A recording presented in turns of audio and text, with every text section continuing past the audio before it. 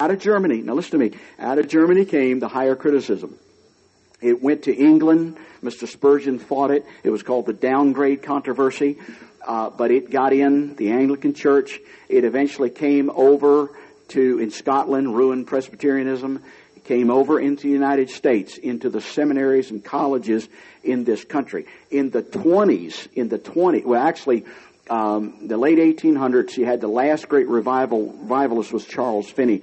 The mid-1800s, Moody came along, and Moody did pretty good. But even Moody had to cancel a meeting with one of the great Scottish orators of the day called Henry Drummond. Henry Drummond wrote a book called Love is the Greatest Thing. Henry Drummond was a heretic in the sense that he was an evolutionist. Now, he covered it and didn't admit it, as most liberals never do. They never get up and say what they really are, where Christians do. We say, we believe the Bible, this is what we believe. You get saved, this is what it's going to mean. We don't cover anything, hide anything. We're up front about it. But stuff that's in the darkness, they keep it in the darkness. But thank God for D.L. Moody. D.L. Moody had the courage to cancel him from coming to the Mount Hermon conference, and he was the main popular speaker in their summer Bible conferences in Northfield, Massachusetts. And R.A. Torrey told him, he said, Mr. Moody, he said, this guy is wrong in his doctrine, and you need to cancel him. He said, I don't care if nobody comes to the conference anymore. And in the 1920s, Paul Moody, who is D.L. Moody, one of his sons, said that my dad would never have gone along with the harsh militant fundamentalism of the 20s. R.A. Torrey wrote a rebuttal to that in Moody Monthly in the spring of 1922 and refuted that. And he said his son doesn't know what he's talking about. He said, I knew D.L. Moody as close as anybody else, and D.L. Moody would be right in league with the fundamentalism of the 1920s. And I'm just telling you what's happening, what's going on. Now, so you had that rise up. Okay, as it began to sweep into, and by the way, early fundamentalism, there was nothing independent about it. There were very few independent churches in this country. There were Congregationalists and Presbyterians. There were Munhall, Methodist. There were Moody, and all those guys were Congregationalists mostly. Generally, you see them up in Pennsylvania and New York, upstate New York, and those areas there. Now, they're gone now. They're totally shot now. But there was a time. In fact, I preached in some Congregational churches up in Allentown, Pennsylvania, and the pastors were Orthodox and loved the Lord. Some of them kind of shaking their eschatology, but we straightened that out, and at least we tried to. But it began to seep into the seminaries. And when it gets into the head of the stream, then eventually the poison will travel from its source all the way downstream. So today, you're hard-pressed to find any Presbyterian church that is Orthodox in the faith, or any American Baptist church, not Southern Baptist, but American Baptist, any Methodist church. Very difficult to find. Congregational churches, long gone, and they've been the promoters of the left-wing agenda in this country. Hillary Clinton is a product of Methodist liberalism out in the Midwest, and she talks about she's a Methodist and all that. The Methodist that she is the Methodist that's been affected by the liberal poison, not the original Methodist of the circuit riders and Bob Jones Sr. and those. By the way, Bob Jones died a Methodist. A lot of people think he was a Baptist. Dr. Bob Jones Sr., good friends with Brother Howes, died a Methodist. Now, you need to know that stuff. You're going to be shocked when you get to heaven. All right? Now, you see a table over here for Methodists. I didn't think there was any there. There'll be a whole bunch of them there. All right? But listen to what I'm telling you. Listen to me. Guys in this country who love the Lord said, we've got to take a stand about this. And they did. And they said, they started having Bible conferences. And they said, we've got to, and it was all within the denominations. They said, we've got to take a stand. And they started having Bible conferences on doctrinal issues. Chad is great at this. You need to talk to Chad. Chad knows this stuff. He said, well, I don't know about the King James. Go talk to Kirk. You don't have to mess with Kirk. Kirk's fine. Kirk's going to be a little heresy about his football, so you got to leave him alone till the spring comes. You talk to Chad. Chad is as good up on that as anybody in America. All you do is catch him, get away from listening, but he can straighten you out. All right? But listen to what I'm telling you. Listen to what I'm saying to you. They said, we've got to take positions on these things. And they took positions, and they preached sermons on it. And it had little or no influence in the liberalism in the schools. So eventually they said, you know what? We're going to have to start some of our own schools. And so schools like Nyack, which was a missionary training school, Gordon College, Gordon Conwell Seminary, which is as liberal as the devil itself in Boston today, used to be called the Bible Missionary Training Institute. It was started by a Baptist pastor by the name of A.J. Gordon. Great preacher. Philadelphia College of the Bible, the same. The Bible Institute of Los Angeles, the same. Moody Bible Institute, the same. All those schools have changed, some worse than others, some not so much, but they've changed, but that's where it all started. Now, we're independent Baptists. That came out of J. Frank Norris, who went to war with the Southern Baptist hierarchy in the 20s, with whom Dr. Dale Crowley, who used to has preached in this pulpit. Dale Crowley was the student in the science class at Baylor University. A friend of ours, Jack and I have been to his house down in D.C. Used to be on the radio, right start for the day, Dale Crowley. And Dale Crowley was a Southern Baptist student at Baylor. And Dr. Fothergill, what a name. They usually got weird names.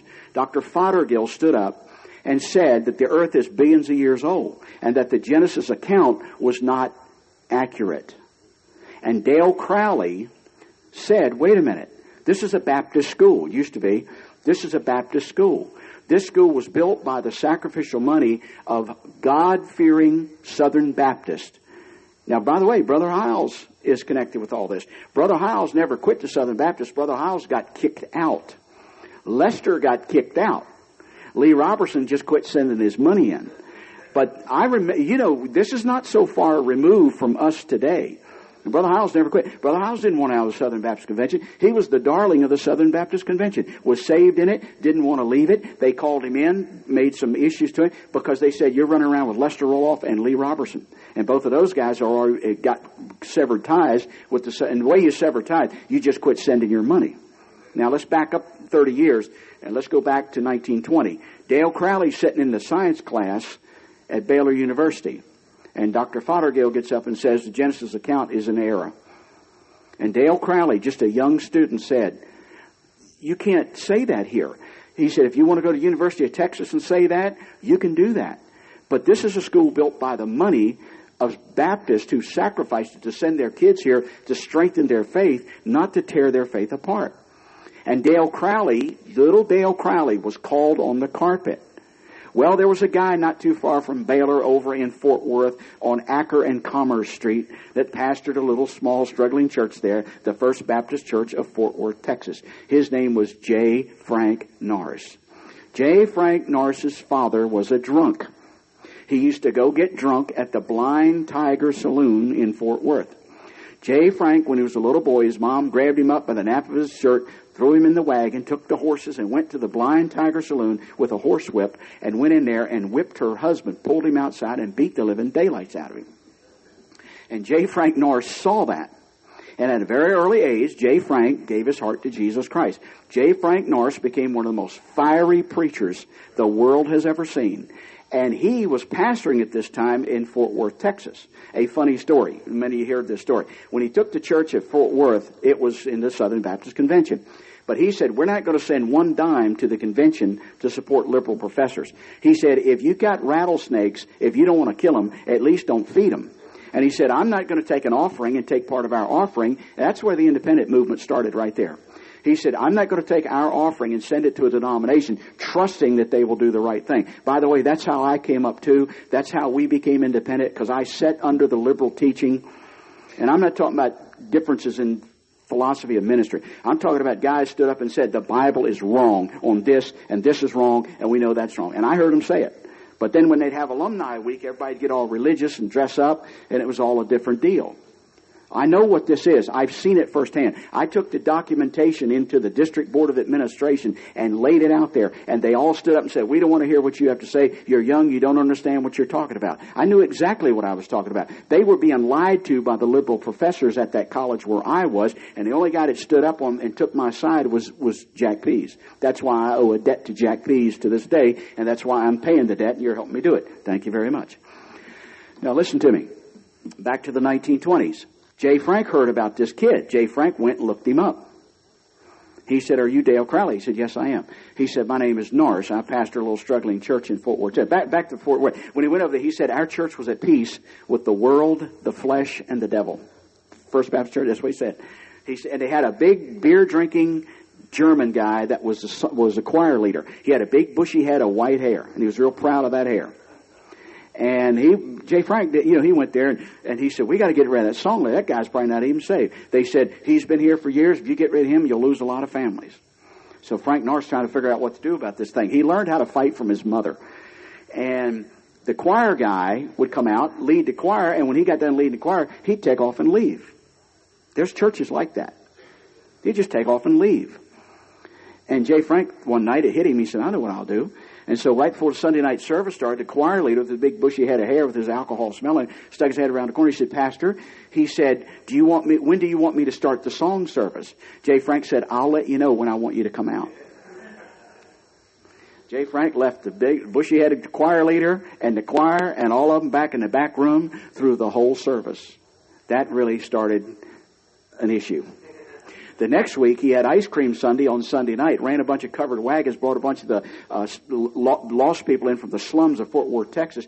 They had them coming in. They actually turned over the flower pots and dumped he didn't do it. The people came in, so uncouth, never been in church, dumped the things over, migrant workers, and the people sat on the thing, and Jay Frank preached the gospel, and people got saved. Well, a war broke out. Sometimes you got to fight to have peace. Do you understand that?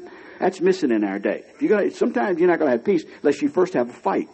But you better win the fight. And Jay Frank wanted to fight. He went down, found Dale Crowley. And he said, are you the guy? Tell me what's going on. Jay Frank Norris was on the radio in Fort Worth, Texas. And he would get on there and say, this is what's going on at Baylor University. And when the Southern Baptists had their convention, Jay Frank Norris rented a tractor trailer, flatbed truck, got a loudspeaker going and put a thing up. This is a student that can tell you what's going on with your hard-earned money that you think you're giving to God, but you're giving to the devil. He put up banners like that.